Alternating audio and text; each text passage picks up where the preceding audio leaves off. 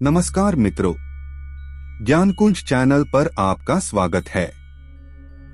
मित्रों, एक बार नारद जी भगवान शिव से मिलने कैलाश पर्वत पर गए और भगवान शिव से बोले, नारायण नारायण, प्रभु कृपया कर मुझे बताएं, मृत्युलोक में रहने वाले मनुष्यों के लिए सत्संग का क्या महत्व है।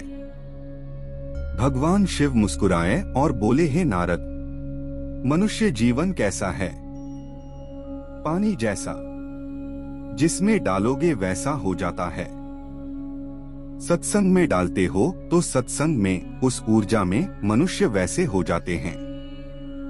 मनुष्य जिस संगत में होता है वैसे ही उसकी जीवन धारा बहने लगती है। जहां पर भी मनुष्य मन को डालते हैं वो उस रूप को ले लेता है।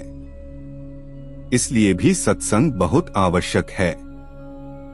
विधि हरि हर कभी कोबिद बानी, केहत साधु महिमा सकुचानी, सोमो सन कही जात न कैसे, साक बनिक मणि गुण गण जैसे। ब्रह्मा, विष्णु, महेश, कवि और विद्वानों की वाणी भी संत महिमा का वर्णन करने में संकोच नहीं करती है। तुलसीदास जी कहते हैं, जैसे साग तरकारी बेचने वाले से मणियों के गुण नहीं कहे जा सकते, उसी प्रकार संत रूपी मणि की महिमा मुझसे नहीं कही जा सकती।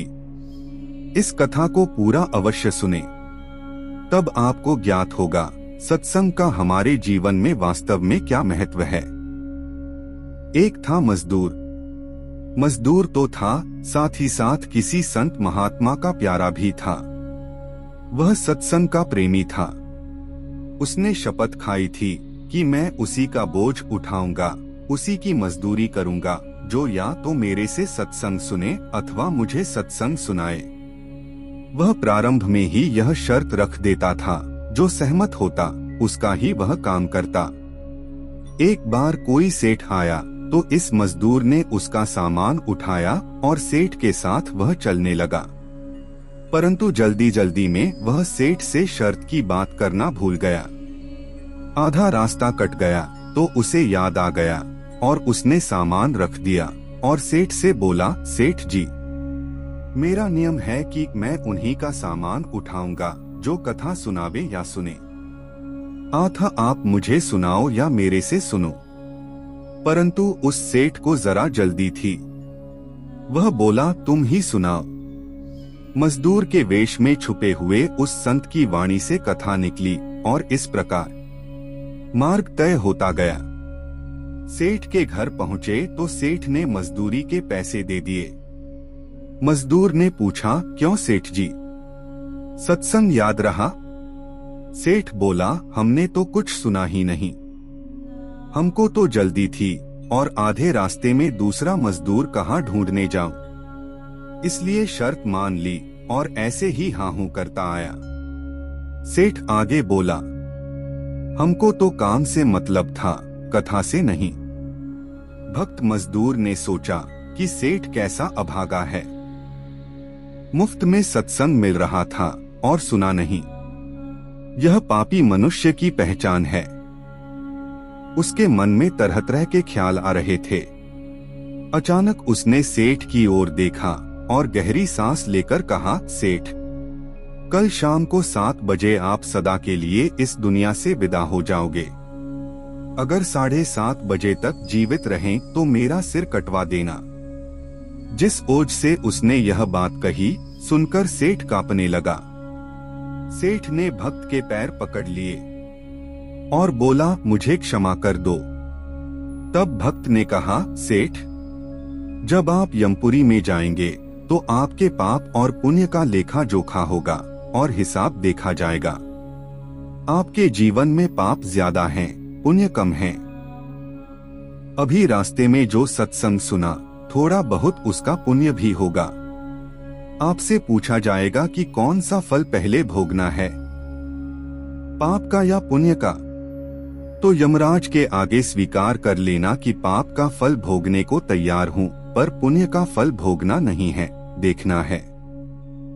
पुण्य का फल भोगने की इच्छा मत रखना। इधर मरकर सेठ पहुंचे यमपुरी में। चित्रगुप्त जी ने हिसाब पेश किया।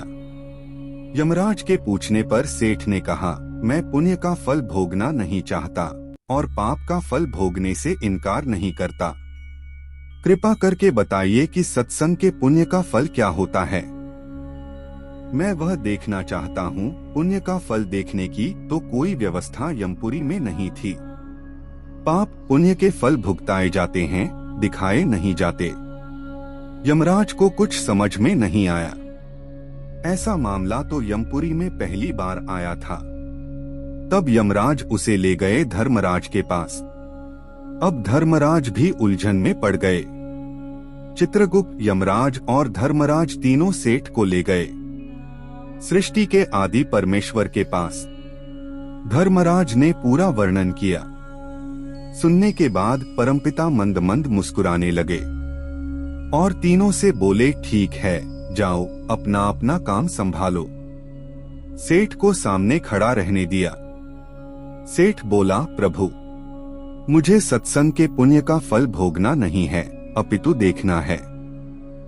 प्रभु बोले, चित्रगुप्त, यमराज और धर्मराज जैसे देव आदर से तुझे यहाँ ले आए और तू मुझे साक्षात देख रहा है, इससे अधिक और क्या देखना है।